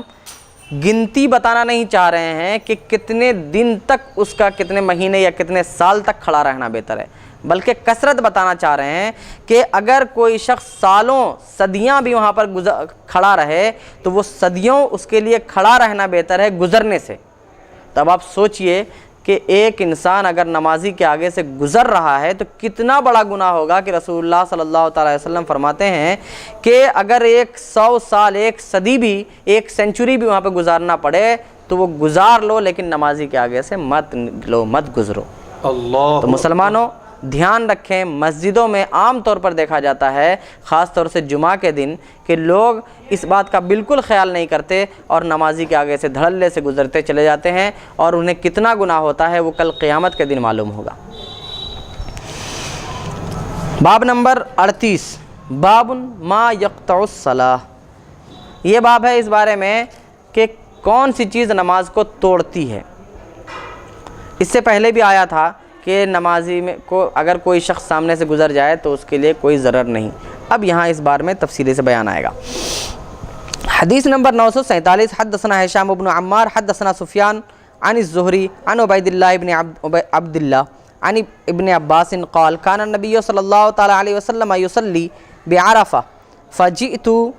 انا والفضل على اتان فمررنا على بعض الصف فنزلنا عنها وتركناها ثم دخلنا في الصف۔ حضرت ابن عباس سے مروی فرماتے ہیں نبی کریم صلی اللہ تعالیٰ علیہ وسلم عرفہ میں یعنی میدان عرفات میں نماز پڑھا رہے تھے، تو میں آیا اور فضل آئے، یعنی حضرت ابن عباس یعنی عبداللہ ابن عباس اور فضل ابن عباس، یہ دونوں بھائی آئے ایک گدھی پر، تو ہم کچھ صف کے آگے سے گزرے، پھر ہم اترے اور ہم نے گدھی کو چھوڑ دیا اور ہم صف میں داخل ہو گئے۔ اس حدیث سے یہ پتہ چلا کہ صف کے آگے سے گزرے اور پھر صف میں شامل ہوئے، تھوڑی صف سے گزرے اور گدھی کو چھوڑ دیا اور پھر دوسری صف میں شامل ہو گئے۔ حدیث نمبر 948، حدثنا ابو بکر بن ابی شیبہ حدثنا وكيع عن أسامة بن زيد عن محمد بن قيس وقاص عمر بن عبد العزيز عن أبيه عن أم سلمة قالت كان النبي صلى الله تعالى عليه وسلم يصلي في حجرة أم سلمة فمر بين يديه عبد الله أو عمر بن أبي سلمة فقال بيديه فرجع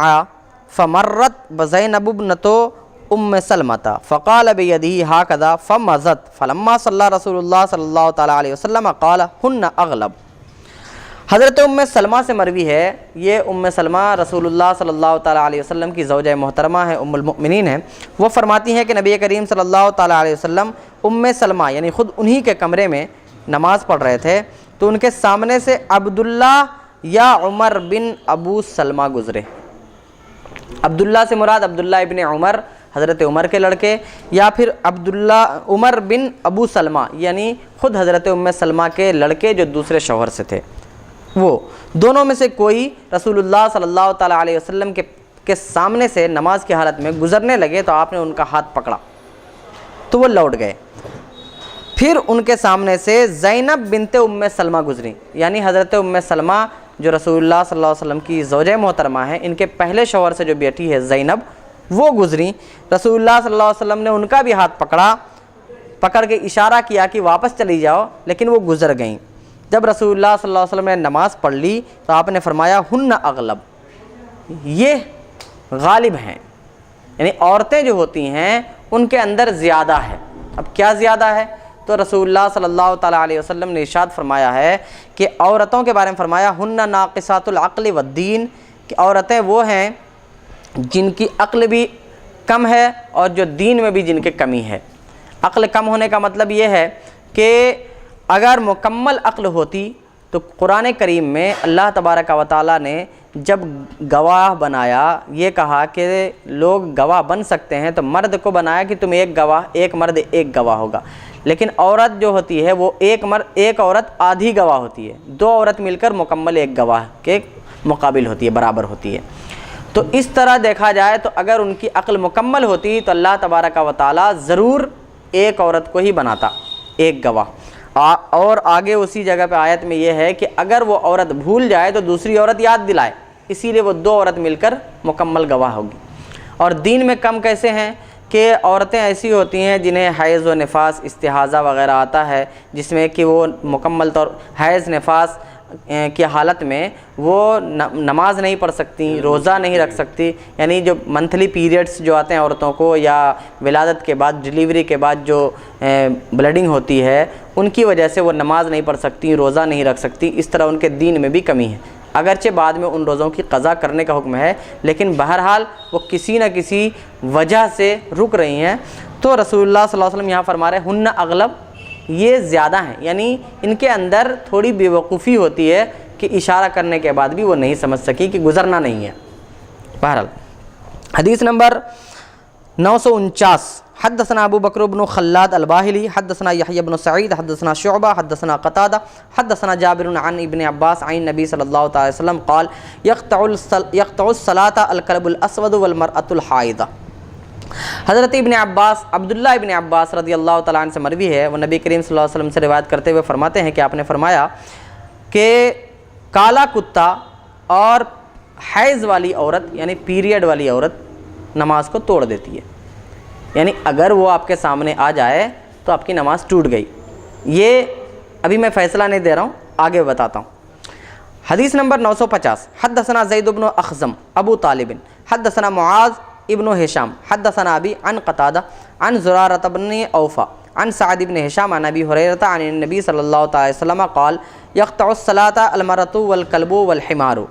اس حدیث میں یہ ہے، حضرت ابو ہریرہ سے مروی ہے کہ آپ صلی اللہ علیہ وسلم نے ارشاد فرمایا کہ عورت، کتا اور گدھا نماز کو توڑ دیتے ہیں۔ یہاں پر تین چیزوں کو بیان کیا،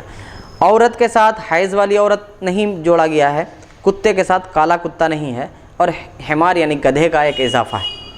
یہ تین۔ حدیث نمبر 951 حدثنا جمیل بن الحسن حدثنا عبد العلا حدثنا سعید عن قتادہ عن الحسن عن عبداللہ بن مغفل عن النبی صلی اللہ علیہ وسلم قال یقطع الصلاة المرأة والکلب والحمار۔ یہ عبداللہ ابن مغفل سے مروی ہے، اس حدیث کا بھی وہی مطلب ہے کہ عورت، کتا اور گدھے نماز کو توڑ دیتے ہیں۔ حدیث نمبر 952، حدثنا محمد بن بشار حدثنا محمد بن جعفر حدثنا شعبۃ عن حمید بن ہلال عن عبد اللہ بن الصامت عن ابی ذر عن النبی صلی اللہ تعالی وسلم قال یقطع الصلاة اذا لم يكن بین یدی الرجل مثل مؤخرۃ الرحل المرأة والحمار والکلب الاسود۔ حضرت ابو ذر سے مروی ہے کہ رسول اللہ صلی اللہ تعالی وسلم نے ارشاد فرمایا کہ نماز ٹوٹ جاتی ہے جب کہ نمازی کے آگے مؤخرۃ الرحل کے مثل یعنی سترہ اگر نہ ہو تو نماز ٹوٹ جاتی ہے، نماز منقطع ہو جاتی، ختم ہو جاتی ہے اگر اس کے سامنے سے گزرے کون؟ عورت، گدھا یا کالا کتا، یہ تین۔ تو فرماتے ہیں عبداللہ بن صامت، میں نے ابو ذر سے پوچھا کہ ما بال الاسود من الاحمر، کہ سفید کالا کتے کو ہی کیوں کہا، لال کتا کیوں نہیں، یعنی لال کتا کیوں نہیں توڑتا؟ تو فرمایا فقال سألت رسول اللہ صلی اللہ علیہ وسلم کما سألتنی، تو حضرت ابو ذر کہتے ہیں کہ میں نے بھی رسول اللہ سے ایسے ہی پوچھا تھا جیسے تم نے مجھ سے پوچھا کہ کالا ہی کیوں نماز کو توڑتا ہے، لال کتا کیوں نہیں نماز کو توڑتا؟ تو رسول اللہ نے فرمایا تھا الکلب الاسود شیطان، کہ کلب اسود یعنی کالا کتا یہ شیطان ہے۔ اس حدیث میں یہ جتنا بھی اس پورے باب میں یہ 3-4 حدیثیں ایسی آئی ہیں جس سے یہ سمجھ میں آتا ہے کہ اگر عورت یا کالا کتا یا گدھا نمازی کے آگے سے گزر جائے تو نماز ٹوٹ جاتی یہ، لیکن ایسا نہیں ہے، کیونکہ رسول اللہ صلی اللہ تعالیٰ علیہ وسلم سے حضرت عائشہ ایک حدیث روایت کرتی ہیں۔ حضرت عائشہ ایک عورت ہیں اور اگرچہ وہ ہماری ماں ام المومنین ہیں لیکن عورت ہیں، اور رسول اللہ صلی اللہ تعالیٰ علیہ وسلم نے مطلقاً عورت کا نام لیا ہے کہ عورت نماز کو توڑتی ہے۔ حضرت عائشہ صدیقہ رضی اللہ تعالیٰ عنہا فرماتی ہیں کہ رسول اللہ صلی اللہ تعالیٰ علیہ وسلم نماز پڑھ رہے تھے ان کے کمرے میں، یعنی وہ تہجد کی نماز ہوگی یا فجر کی سنت ہوگی، پڑھ رہے ہیں رسول اللہ صلی اللہ علیہ وسلم نماز، اور میں ان کے آگے لیٹی ہوئی تھی، ان کے آگے لیٹی ہوئی تھی، اور جب رسول اللہ صلی اللہ تعالیٰ علیہ وسلم کو سجدہ کرنا ہوتا تو مجھے اشارہ کرتے، میں ہٹ جاتی اور رسول اللہ سجدہ کرتے، یعنی اتنا فاصلہ بھی نہیں تھا کہ رسول اللہ صلی اللہ تعالیٰ علیہ وسلم سجدہ کر سکیں۔ ہر سجدے کے وقت آپ اشارہ کرتے تھے، چونکہ گھر میں اندھیرا تھا تو اشارہ کرتے تھے، اس کے بعد وہ ہٹتی تھیں اور آپ سجدہ کرتے تھے اور آپ کی نماز ہوئی، نماز نہیں ٹوٹی۔ تو فقہاء کرام نے یہ کہا ہے کہ عورت کے گزرنے سے نماز نہیں ٹوٹتی، اور کوئی بھی کتا یا جانور اس کے گزرنے سے نماز اس لیے نہیں ٹوٹتی کہ گزرنے سے صرف اتنا ہوتا ہے کہ خشوع میں جو ہے وہ خلل پڑتا ہے، تو یقطع الصلاۃ کا وہی مطلب ہے کہ مکمل طور پر جو کامل نماز ہونی چاہیے تھی وہ کامل نماز نہیں ہوئی بلکہ خشوع ان کا ختم ہو گیا۔ اگر کوئی شخص سامنے سے گزر جاتا ہے تو خشوع میں خلل پڑا، چاہے وہ کتا ہو یا گدھا ہو یا عورت ہو، اور عورت چاہے پیریڈ والی ہو یا پیریڈ والی نہ ہو، یعنی اگر عورت سامنے سے گزرتی ہے اور سامنے سترا ہے تب تو نماز نہیں ٹوٹ رہی ہے، اور سترا نہیں ہے تب بھی نماز نہیں ٹوٹے گی۔ اور رسول اللہ صلی اللہ تعالیٰ علیہ وسلم کے کہنے کا مطلب یہ ہے کہ اگر اور اس کی وجہ صرف یہ ہے کہ عورت جب سامنے سے گزرے گی تو ایک انسان ہے، انسان کی نظر بھٹک سکتی ہے اور وہ اپنی نماز سے کسی اور سوچ کی طرف جا سکتا ہے، جس کی وجہ سے تنبیہ یہ ہے کہ عورتیں مردوں کے سامنے سے نماز کی حالت میں نہ گزریں، اور نماز نہیں ٹوٹے گی۔ اگر کوئی گزر بھی جاتا ہے تو نماز پر کوئی فرق نہیں پڑے گا۔ دوسری حدیثوں میں صاف ہے کہ گزرنے والے کا گزرنا نمازی کے نماز کو کوئی خلل نہیں پہنچاتا۔ تو اس سے صاف یہی سمجھ میں آتا ہے کہ کسی کے گزرنے سے نماز نہیں ٹوٹے گی۔ اور ایک بات کہ الکلب الاسود شیطان کا مطلب کیا ہے؟ کیا ہر کالا کتا شیطان ہوتا ہے؟ تو ایسا بھی نہیں ہے، بلکہ شیطان کا معنی عربی زبان میں ایک تو وہی ہے جو ہم مانتے ہیں شیطان، جس کو یعنی کہ جنات جو ہیں ان میں جو کمینے لوگ ہو جاتے ہیں ان کو شیطان بولتے ہیں۔ جیسے کہ ہماری زبان میں بھی اگر کوئی شریر کمینہ ہوتا ہے تو اس کو لوگ کہتے ہیں شیطان ہے کیا، اس طرح کہتے ہیں۔ اور تیسری بات یہ کہ عربی زبان میں شیطان کا ایک معنی جراثیم بھی ہوتا ہے، تو اس کا مطلب یہ ہوگا کہ سب سے خبیث کتوں میں جو سب سے خبیث خصلت، سب سے خراب خصلت اور عادت جس کتے کی ہوتی ہے وہ ہوتا ہے کالا کتا۔ بہت خراب مانا جاتا ہے، کبھی بھی کاٹ لیتا ہے، تو اسی وجہ سے اس کو شیطان کہا گیا ہے۔ اور کبھی سچ مچ ایسا بھی ہو سکتا ہے کہ شیطان جو ہو وہ کالے کتے کی شکل میں آئے، لیکن ضروری نہیں کہ جب بھی وہ شیطان آئے کالے ہی کتے کی شکل میں آئے، کیونکہ اللہ تبارک و تعالیٰ نے شیطان کو اپنی صورت چینج کرنے کا اختیار دیا ہے، تو وہ کالے کی شکل میں بھی آ سکتا ہے اور لال اور کتے کی شکل میں بھی آ سکتا ہے اور دیگر رنگ کے کتوں کی شکل میں بھی آ سکتا ہے۔ تو ایسا کچھ بھی نہیں، شیطان کا مطلب صرف اتنا ہوا کہ وہ سب سے خبیث ہے اور سب سے برا وہ کتا ہوتا ہے، کتوں میں سب سے برا کالا کتا ہوتا ہے۔ مجھے ایک سوال یہ ہے کہ ترمذی شریف کی جو جامع انواریہ کے زیر اہتمام مکمل ریکارڈنگ ہو چکی ہے اور اسے انٹرنیٹ پر بھی اپلوڈ کیا گیا ہے، مشاہدہ کر سکتے ہیں۔ ترمذی شریف کی حدیث مبارکہ میں یہ آیا ہے کہ کالے کتے کا قتل کر دیا جائے، تم اگر کہیں پاؤ دیکھو کالے کتے کو تو اسے ختم کر دو۔ تو یہ قتل اور ختم کر دینے کی جو ہے بات بھی آئی ہے ترمذی شریف میں۔ تو اس کا مطلب یہی ہے نا کہ وہ جو کتا ہوتا ہے تو وہ بہت زیادہ شریر ہوتا ہے اور کبھی بھی انسان کو نقصان پہنچا سکتا ہے، اور اسی لیے کہا گیا ہے کہ کالے کتے کو اگر پاؤ تو قتل کر دو، کیونکہ عام طور پر جو کالے کتے ہوتے ہیں وہ بہت کاٹنے والے ہوتے ہیں، عزوز ہوتے ہیں اور لوگوں کو کی طرف دوڑ کر اسے ڈراتے ہیں، کاٹتے ہیں، پیچھے پڑ جاتے ہیں، جس کی وجہ سے رسول اللہ صلی اللہ علیہ وسلم نے سیلف ڈیفینس کے لیے ایسا کہا ہے۔ کہ کوئی بھی کتا اگر جو ہے وہ کاٹتا ہے تو اسے بھی ختم کرنے کی اجازت ہے۔ تو کوئی بھی ہے ایسا کوئی کاٹتا ہے تو اسے بھی ختم کرنے کی اجازت ہے، لیکن کالا کتا ایسا ہوتا ہے کہ آپ دیکھیں گے واقعی وہ شریر ہوتے ہیں کالے کتے، اور وہ کسی کو بھی دوڑا سکتے ہیں اور کاٹ سکتے ہیں۔ اور عام طور پر ایسا بھی ہوتا ہے کہ عام طور پر جو شیطان ہے تو وہ کالے کتے کی شکل میں بھی آتا ہو، جیسا کہ رسول اللہ کے ارشاد سے سمجھ میں بھی آتا ہے،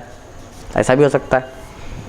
لیکن اگر وہ کالے کتے کی شکل میں ہے اور ہم اس کو ماریں گے تو ضروری نہیں کہ وہ شیطان مر جائے، کیونکہ کتا جو ہوتا ہے تو وہ تو مر سکتا ہے، لیکن شیطان ہوگا تو وہ غائب ہو جائے گا، ہمیں دکھائی نہیں دے گا، ایسا بھی ہو سکتا ہے۔ حدیث باب نمبر 39، باب ادرا مستطاعت، جہاں تک تم سے ہو سکے دفع کرو، یہ اس بارے میں۔ اب جہاں تک تم سے ہو سکے دفع کرو کا مطلب یہ ہے کہ اگر کوئی شخص نماز پڑھ رہا ہے اور اس کے سامنے سے کوئی شخص گزرنا چاہ رہا ہے تو وہ روک دے، اپنا ہاتھ آگے بڑھا دے یا اس سے ایسے کر کے ہٹا دے، وہ اس بارے میں باب ہے۔ حدیث نمبر 953، حدثنا احمد بن عبدہ انبأنا حماد بن زید حدثنا یحییٰ ابو المعلی عن الحسن العرانی قال ذکر عند ابن عباس ما يقطع الصلاة فذكر الكلب والحمار والمرأة فقال ما تقولون في الجدي ان رسول الله صلی اللہ علیہ وسلم كان يصلي يوما فذهب جدي يمر بين يديه فبادره رسول الله صلی اللہ علیہ وسلم القبلہ۔ ابھی اس سے پہلے جو باب آیا جس میں یہ تھا کہ عورت، کتا اور گدھا یہ نماز کو توڑ دیتے ہیں، تو میں نے کہا تھا کہ نماز اس سے کوئی فرق نہیں پڑتا نماز پر۔ اب یہ اگلا جو باب ہے وہ میری بات کی تصدیق کر رہی ہے، وہ باب تصدیق کرے گا کہ وہ میں نے جو کہا ہے وہی ہے۔ دیکھیے حضرت حسن عرنی سے مروی ہے، کہتے ہیں کہ حضرت ابن عباس رضی اللہ تعالیٰ عنہ کے پاس ذکر کیا گیا جو نمازوں کو توڑ دیتے ہیں، یعنی وہ حدیث بیان کی گئی جو نماز کو توڑ دیتے ہیں، تو لوگوں نے کہا کہ وہ کتا ہے، گدھا ہے اور عورت ہے۔ تو حضرت ابن عباس نے کہا جدی کے بارے میں تمہارا کیا خیال ہے، تم کیا کہتے ہو؟ جدی یعنی مینڈھے کا بکرا، جس کو میمنا کہتے ہیں، بکری کا بچہ، وہ کہ رسول اللہ صلی اللہ تعالیٰ علیہ وسلم ایک دن نماز پڑھ رہے تھے اور ایک مینڈھے کا بکرا، ایک مینڈھے کا بچہ اور بھیڑ کا بچہ رسول اللہ صلی اللہ علیہ وسلم کے سامنے سے گزرا، تو رسول اللہ صلی اللہ تعالیٰ علیہ وسلم نے قبلے کی طرف اس کو جانے دیا، قبلے کی طرف اس کو جانے دیا، روکا نہیں۔ حدیث نمبر 955 میں ہے، حدثنا ابو قریب حدثنا ابو خالد الحمر عن ابن عجلان عن زید بن اسلم عن عبد الرحمن بن ابی سعید عن ابیہ قال قال رسول اللہ صلی اللہ تعالیٰ علیہ وسلم اذا صلی احدکم فلیصلی الى سترة ولیدنو منها ولا يدع احدا يمر بین یدی فإن جاء احد يمر فلیقاتلہ فإنہ شیطان۔ حضرت ابو سعید خدری رضی اللہ تعالیٰ عنہ سے مروی ہے کہ رسول اللہ صلی اللہ تعالیٰ علیہ وسلم نے ارشاد فرمایا جب تم میں سے کوئی نماز پڑھ رہا ہو تو وہ سترہ کی جانب ہو کر نماز پڑھے، یعنی اپنے سامنے سترہ رکھ لے۔ اگر کوئی ایسی جگہ نماز پڑھ رہا ہے جہاں پر کہ کسی کے گزرنے کا اندیشہ ہے، گزر سکتا ہے، تو اس کوئی چیز سامنے رکھ لے اور پھر نماز پڑھے، وَلْيَدْنُ مِنْهَا، اور اس سے قریب ہو کر نماز پڑھے۔ ایسا نہیں کہ سترہ 10 میٹر دور گاڑا اور یہاں 10 میٹر پیچھے نماز پڑھیں، ایسا نہیں، بلکہ اس کے قریب، یعنی اب اتنے فاصلے پر رکھے کہ اس کے سجدہ کرنے کے بعد جگہ تھوڑی سی بچے یا بالکل نہ بچے، لیکن سجدہ آرام سے ہو جائے۔ وَلَا يَدْعُ أَحَدًا يَمُرُّ بَيْنَ يَدَيْهِ، اور اپنے سامنے سے کسی کو گزرنے نہ دے، پھر بھی اگر کوئی آ جائے گزرنے لگے فَلْيُقَاتِلْهُ، تو اس سے قتال کرے، فَإِنَّهُ شیطان، کیونکہ وہ شیطان ہے۔ اب یہاں پر قتال کرنے کا حکم ہے۔ اس سے ایک اور حدیث پڑھ لوں پھر اس تفصیل دونوں کی کرتا ہوں۔ حدیث نمبر 955، حدثنا ہارون بن عبد اللہ الحمال والحسن بن داود المنقدری قال حدثنا ابن ابی فدیک عن الضحاک ابن عثمان عن صدقہ بن یسار عن عبد اللہ بن عمر ان رسول اللہ صلی اللہ تعالی علیہ وسلم قال اذا كان احدكم يصلي فلا يدع احدا يمر بين يديه فإن ابى فليقاتل فإن معه القرين۔ حضرت عبداللہ ابن عمر سے مروی ہے کہ رسول اللہ صلی اللہ تعالی وسلم نے ارشاد فرمایا، جب تم میں سے کوئی نماز پڑھ رہا ہو تو اپنے سامنے سے کسی کو گزرنے نہ دے، یعنی اسے روکے، پھر بھی اگر وہ رکے نہیں، باز نہ آئے رکنے سے اور آگے ہی بڑھتا جائے، فَلْيُقَاتِلْهُ، تو اس سے قتال کرے، کیونکہ اس کے ساتھ قرین ہے۔ منقدری کہتے ہیں فَإِنَّ مَعَهُ الْعُزَّةَ، یعنی فَإِنَّ مَعَهُ الْقَرِین کا لفظ آیا ہے یا فَإِنَّ مَعَهُ الْعُزَّةَ، یہ راوی کو شک ہو گیا۔ تو بہرحال اگر فَإِنَّ مَعَهُ الْقَرِین ہے تو اس کا مطلب یہ ہے کہ اس کے ساتھ قرین ہے، اور قرین کس کو کہتے ہیں بتاتا ہوں۔ اور دوسرا ہے عزا، یعنی اس کے ساتھ عزا ہے، عزا جو ایک بت کا نام تھا وہ بت، اور بت جو ہوتا ہے تو وہ شیطان ہوتا ہے، یعنی اس کے ساتھ شیطان ہے۔ قرین کہتے ہیں جس کو ہمزاد کا لفظ اردو میں جس کے لیے استعمال کرتے ہیں، ہمزاد، یعنی ہر انسان جب پیدا ہوتا ہے تو اس کے ساتھ اللہ تبارک و تعالیٰ ایک شیطان کو بھی پیدا فرماتا ہے جو اسی کی شکل کا ہوتا ہے، اسی کو قرین کہتے ہیں۔ تو کہتے ہیں کہ اگر تم میں سے کوئی نماز پڑھ رہا ہے اور اس کے سامنے سے کوئی شخص گزرنا چاہتا ہے تو وہ روکے، پھر بھی اگر نہ رکے تو اس سے جنگ کرے، کیونکہ وہ آدمی جو گزر رہا ہے در حقیقت اس کا جو شیطان اس کے ساتھ ہے وہ اس کو بھٹکا کے اس کو گزروانا چاہ رہا ہے۔ اللہ اکبر۔ تو اب مطلب یہ ہوا کہ رسول اللہ صلی اللہ تعالیٰ علیہ وسلم یہ فرما رہے ہیں کہ لڑو۔ اب لڑنے کا مطلب یہ تو نہیں کہ ہاتھا پائی کی جائے یا اس کا قتل کر دیا جائے، بلکہ نہیں، نارمل انداز میں اپنی نماز کی حالت میں رہتے ہوئے اس کو دفع کر سکتا ہے، ہٹا سکتا ہے تو ہٹائے۔ اب اگر اسی ہٹانے میں بائی چانس وہ گر گیا اور مر گیا تو اس شخص کے اوپر قصاص ہوگا یا نہیں، اس بارے میں فقہا فرماتے ہیں کہ اگر ایسی صورت میں کہ وہ اپنی نماز میں ہی رہا، صرف اس نے دھکا دے دیا، ہٹا دیا، اور ہٹانے کی وجہ سے اچانک وہ پھسل گیا، گر گیا اور مر گیا، تو اس انسان پر جو نمازی ہے، نمازی کے اوپر قصاص بھی نہیں، کیونکہ اس نے وہی کیا ہے جو رسول اللہ صلی اللہ علیہ وسلم نے اسے کرنے کا حکم دیا ہے کہ تمہارے سامنے سے کوئی گزرے تو اس کو دفع کرو، اس کو ہٹاؤ، سامنے سے گزرنے نہ دو، اسی لیے اس نے ایسا کیا۔ بہرحال اس پورے باب سے یہ سمجھ میں آیا کہ کوئی سامنے سے گزر رہا ہے، جیسا کہ حضرت ابن عباس نے خود کہا کہ کسی نے ان کے سامنے ذکر کیا تھا کہ کتا اگر سامنے سے گزر جائے یا گدھا گزر جائے یا عورت گزر جائے تو نماز ٹوٹ جاتی ہے، تو آپ نے پوچھا تھا کہ اگر بکری کا بچہ گزر جائے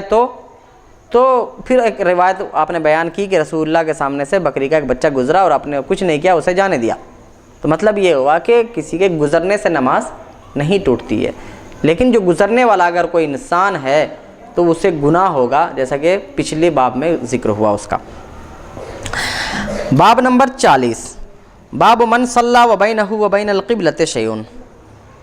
یہ باب ہے کہ کوئی نماز پڑھے اس حال میں کہ اس کے اور قبلہ کے درمیان کوئی چیز ہو، یعنی وہی سترہ کا بیان۔ حدثنا ابو بکر بن ابی شیبۃ حدثنا سفیان عن الزہری عن عروۃ عن عائشہ ان النبی صلی اللہ تعالی علیہ وسلم کان یصلی من اللیل وانا معترضۃ بینہ وبین القبلہ کاعتراض الجنازہ۔ حضرت عائشہ صدیقہ رضی اللہ تعالی عنہا سے مروی ہے کہ نبی کریم صلی اللہ تعالی علیہ وسلم نے ارشاد فرمایا کہ نبی کریم صلی اللہ تعالی علیہ وسلم رات کے وقت نماز پڑھ رہے تھے اس حال میں کہ ان کے اور قبلہ کے درمیان میں حائل تھی۔ کیسے حائل تھی؟ جیسا کہ جنازہ سامنے ہوتا ہے، یعنی رسول نماز پڑھ رہے ہیں اور نماز پڑھنے کے حالت میں حضرت عائشہ سامنے لیٹی ہیں۔ رسول ایسے نماز پڑھ رہے ہیں تو حضرت عائشہ ایسے لیٹی ہوئی ہیں جیسے کہ جنازے کو رکھا جاتا ہے امام کے سامنے، ایسے میں لیٹی ہوئی تھی۔ پھر بھی رسول کی نماز ہو گئی۔ رسول اللہ صلی اللہ تعالیٰ علیہ وسلم نے انہیں منع نہیں فرمایا۔ اس کا مطلب یہ ہے کہ عورت کے سامنے ہونے سے نماز نہیں ٹوٹتی ہے۔ وہ پہلے کی حدیث ہوگی، یہ حدیث ہو سکتا ہے کہ اس حدیث سے منسوخ ہو، اور وہ بات جو رسول اللہ صلی اللہ علیہ وسلم نے فرمائی تھی بعد میں اس کا حکم ختم ہو گیا۔ اور اب یہ ہے کہ اگر عورت ہمارے سامنے سے گزرے تو نماز نہیں ٹوٹے گی۔ حدثنا بکر بن خلف وسوید بن سعید قال حدثنا یزید بن زریع حدثنا خالد الحذاء عن ابی قلابہ عن زینب ابنت ابی سلمہ عن امہا قالت کان فراشها بحیال مسجد رسول اللہ صلی اللہ تعالیٰ علیہ وسلم۔ زینب بنت ابو سلمہ، زینب بنت ابی سلمہ یعنی حضرت ام سلمہ ام المومنین رضی اللہ تعالیٰ عنہا کی بیٹی پہلے شوہر سے،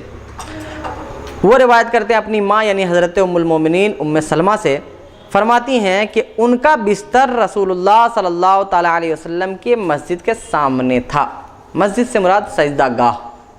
سجدہ گاہ یعنی جہاں رسول اللہ صلی اللہ تعالیٰ علیہ وسلم سجدہ کرتے تھے وہیں پر ان کا بستر بھی تھا اور وہیں پہ وہ سوتی تھی۔ مطلب رسول اللہ صلی اللہ علیہ وسلم نماز پڑھ رہے ہیں اور حضرت ام سلمہ ان کے سامنے سوئی بھی رہتی تھی، اور رسول اللہ صلی اللہ تعالیٰ علیہ وسلم نے ہی فرمایا تھا کہ عورت اگر سامنے آ جائے تو نماز نہیں ہوتی ہے۔ تو یہاں پر آپ جیسا کہ حضرت عائشہ کی حدیث گزری، یہ حضرت ام سلمہ کی حدیث، ان دونوں میں یہ ہوتا کہ آپ کہتے تم لوگ تھوڑی دیر بیٹھ جاؤ میں نماز پڑھ لوں پھر تم لوگ سونا، لیکن ایسا نہیں ہوا۔ آپ صلی اللہ تعالیٰ وسلم اپنی نماز پڑھتے رہے اور وہ دونوں سوئیں۔ حضرت عائشہ تو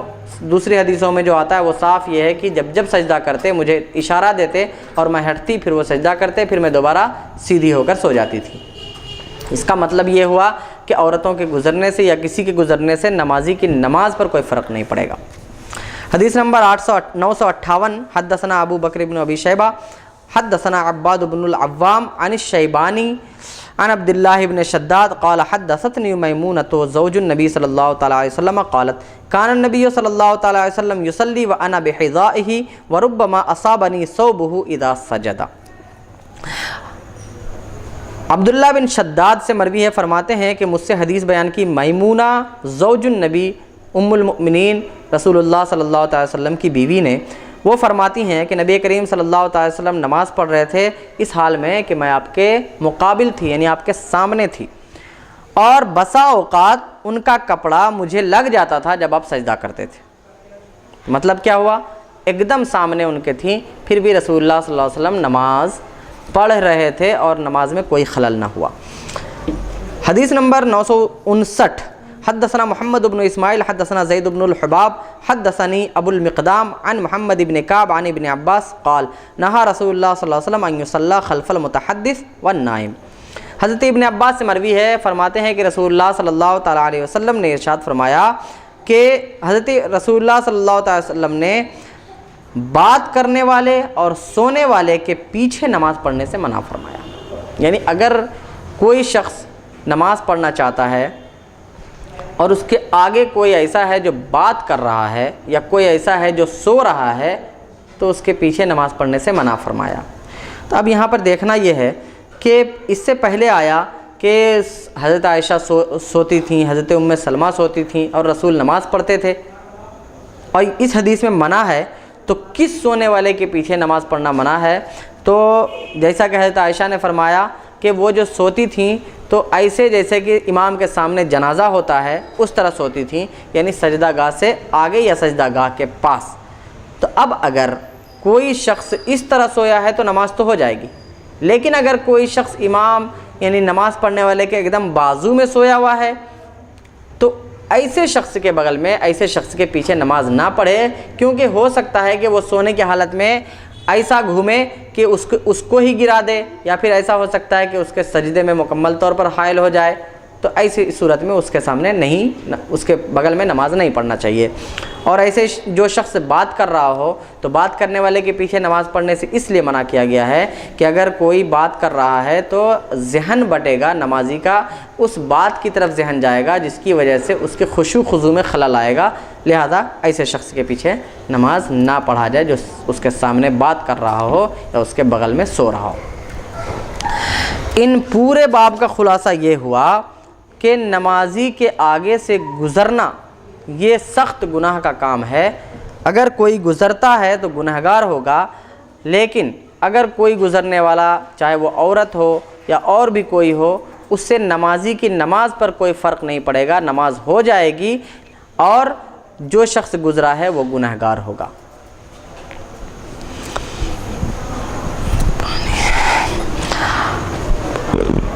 باب نمبر 41، باب النہی ان یسبق الامام بالرکوع والسجود۔ یہ باب ہے کہ امام سے آگے نہ بڑھا جائے رکوع میں یا سجدے میں، یعنی اگر کوئی شخص امام کے پیچھے نماز پڑھ رہا ہے تو اس کے لیے ضروری ہے کہ وہ امام سے آگے نہ بڑھے رکوع کرنے میں یا سجدہ کرنے میں، بلکہ پہلے امام کو جانے دے پھر اس کے بعد یہ رکوع یا سجدے میں جائے۔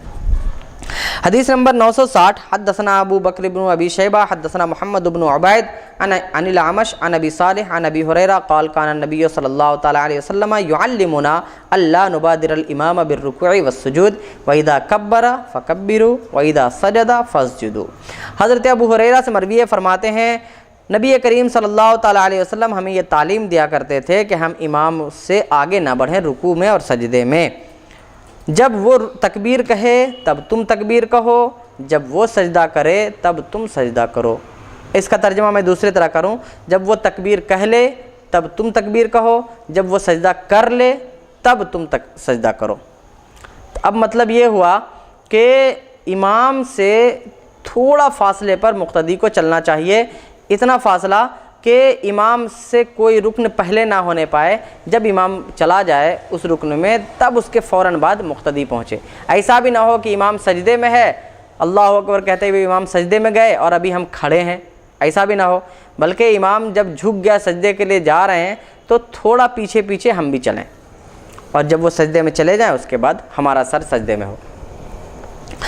حدیث نمبر 961، حدثنا حمید بن مسعدہ وسوید بن سعید قال حدثنا حماد بن زید حدثنا محمد بن زیاد عن ابی ہریرہ قال قال رسول اللہ صلی اللہ تعالی علیہ وسلم الا یخشى الذی یرفع راسه قبل الامام ان یحول اللہ راسه راس حمار۔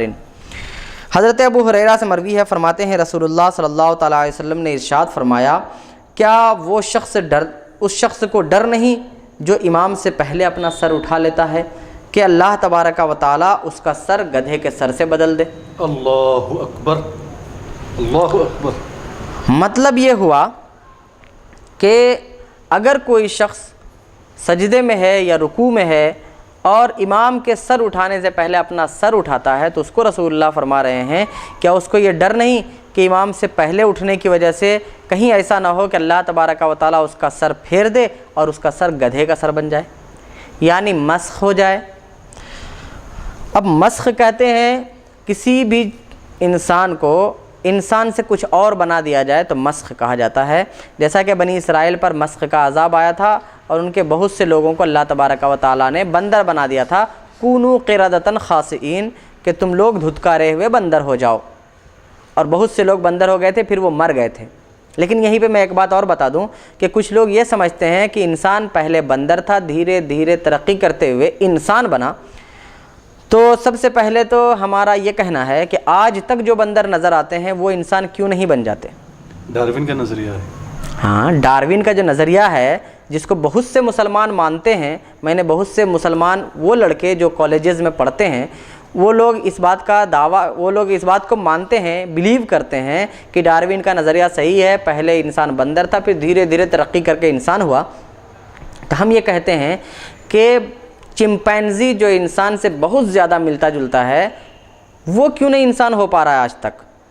سبحان اللہ۔ جو اگر انسان پہلے بندر تھا تو جو آج بندر نظر آ رہے ہیں انہیں ہم 100 سال تک اپنے پاس قید کر کے رکھیں، وہ کیوں نہیں چینج ہو پا رہا ہے؟ اور بہرحال جب بندر جب انسان بنا ہے تو وہ بندروں کے اندر بھی وہ خصوصیت ہونی چاہیے کہ وہ بھی انسان بن سکے، لیکن ایسا تو کبھی دیکھنے میں نہیں آیا کہ کوئی بھی ایک مخلوق جس کو اللہ تعالیٰ نے پیدا کیا ہے وہ اپنی دوسری شکل میں آج دوسرا کچھ بن جائے، ایسا نہیں ہوا۔ تو پھر یہ کیوں ہوا؟ پھر ساتھ ہی ساتھ یہ بھی ہوتا ہے کہ جب کوئی دوسرا نہیں ہو سکتا تو پھر رسول اللہ صلی اللہ علیہ وسلم نے یہاں یہ فرمایا ہے کہ کیا اسے ڈر نہیں کہ اس کا چہرہ گدھے کی طرح کر دیا جائے؟ تو یہاں پر اور ڈاروین کے نظریے میں فرق یہ ہے کہ ڈاروین کا جو تھیوری ہے وہ یہ ہے کہ وہ ہوا ہے، اور یہاں پر یہ ہے کہ اللہ کرے گا، اور اللہ تبارک و تعالیٰ جو ہے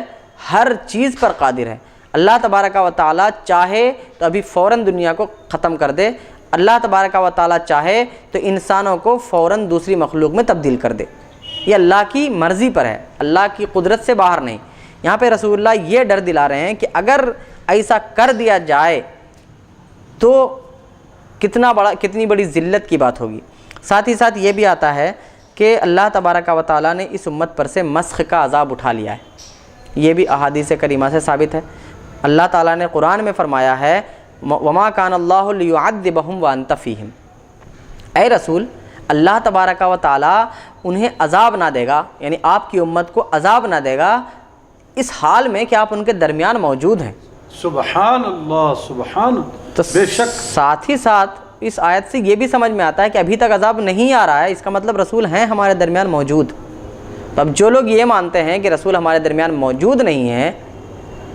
تو ان کا ماننا سرے سے غلط انہی کے اعتراض سے ہو جاتا ہے کہ وہ لوگ کہتے ہیں کہ اب مسخ قیامت تک نہیں آ سکتا کیونکہ اللہ تبارک و تعالیٰ نے رسول سے وعدہ فرمایا ہے۔ تو رسول سے یہ وعدہ نہیں فرمایا کہ قیامت تک نہیں آئے گا عذاب، بلکہ یہ وعدہ تھا رسول سے کہ جب تک آپ ان کے درمیان ہیں تب تک عذاب نہیں آئے گا، سبحان اللہ، اور سبحان اللہ۔ جب تک رہیں گے رسول تب تک عذاب نہیں آئے گا، اور رسول قیامت تک ہمارے ساتھ رہیں گے، باحیات ہیں، حیات سے ہیں، زندہ ہیں رسول، اسی لیے عذاب نہیں آئے گا۔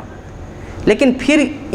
اس حدیث کا جو مطلب ہے کہ اس کا چہرہ گدھے کے چہرے میں تبدیل کر دیا جائے، اس کا مطلب کیا ہے؟ تو اس کا مطلب یہ ہے کہ اللہ تبارک و تعالیٰ نے اس امت سے جو عذاب اٹھایا ہے وہ اجتماعی عذاب کو اٹھایا ہے۔ ایک بارگی پوری امت پر جو عذاب آتا تھا، جیسے ہزاروں ہزار لوگ بندر بنا دیے گئے تھے یا ہزاروں ہزار لوگوں پر کسی طرح کا عذاب آتا تھا، تو اللہ تبارک و تعالیٰ نے ویسا عذاب اٹھا لیا، اجتماعی عذاب،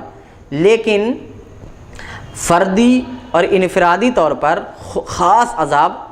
اس کا وعدہ نہیں فرمایا اللہ تعالیٰ نے۔ اور وہ ہو سکتا ہے مسخ اس صورت میں ہو سکتا ہے کہ تھوڑا سا ہو، کسی ایک کے ساتھ ہو، چند کے ساتھ ہو، دو چار کے ساتھ ہو، ایسا مسخ ہو سکتا ہے۔ جیسا کہ ابھی واٹس ایپ پر کچھ ایک میسج گھوم رہا ہے جس میں یہ ہے کہ رسول اللہ صلی اللہ علیہ وسلم کے میلاد کا انکار کرنے اور گستاخی کرنے کی وجہ سے ایک شخص بندر بن گیا۔ مجھ سے کسی نے پوچھا اور ساتھ ہی یہ بھی کہا، کمنٹ کیا کہ مسخ کا عذاب تو اٹھا لیا گیا ہے، تو میں نے بھی وہاں پہ یہی کہا کہ مسخ کا اجتماعی عذاب تو اٹھایا گیا ہے اور